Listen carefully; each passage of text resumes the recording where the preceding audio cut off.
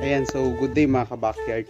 Meron lang akong gustong i-share sa inyo kasi meron tayong bagong alaga ngayon mga ka-backyard. Actually, hindi na siya bago. Mga 3 months na siguro since nung nabili natin siya na inaalagaan.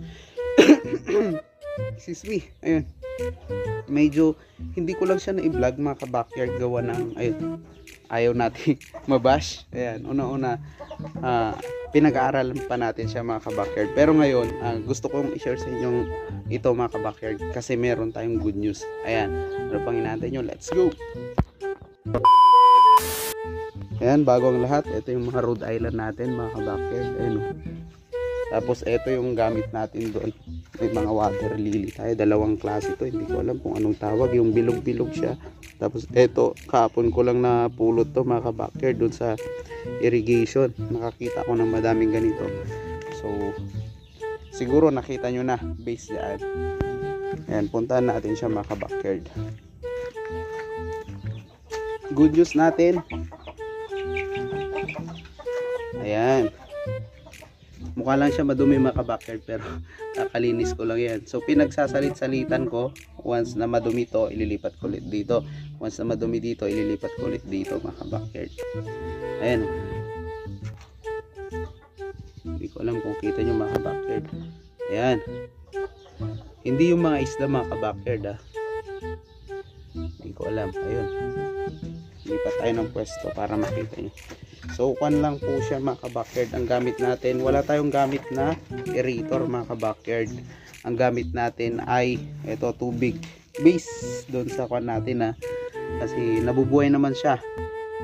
Kasi ito, madumi siya gawa nung nilagay yung bagong lagay natin na ito yung water lily mga ka-backyard. Ayun, so crayfish mga ka-backyard. Ayan, ayun, kita nyo ba yan?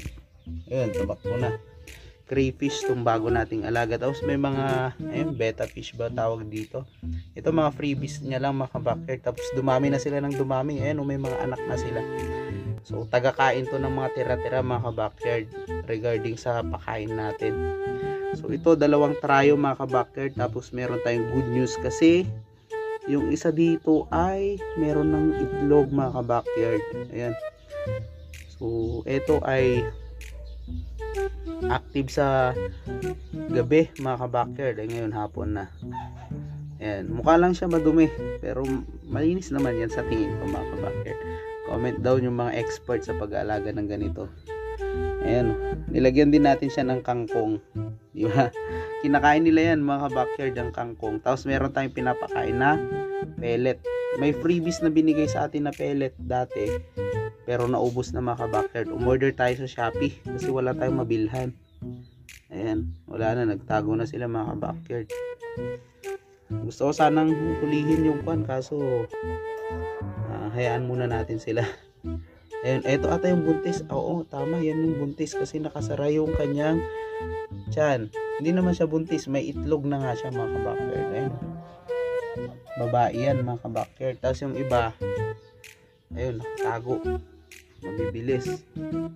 Ayan, so ayun, crayfish mga ka-backyard. Hopefully mag-successful tayo dito. Ayan, may yung ito kasi yung incubator natin before kinonvert na natin sa ganito. Ayan, tapos ubos na yung laman, maglalagay ulit ako. So balak ko mga ka-backyard ay based dun sa isang napanood kong vlogger ay solar yung gamit niyang aerator. Solar, pero meron naman tayong mga solar dito mga ka-backyard.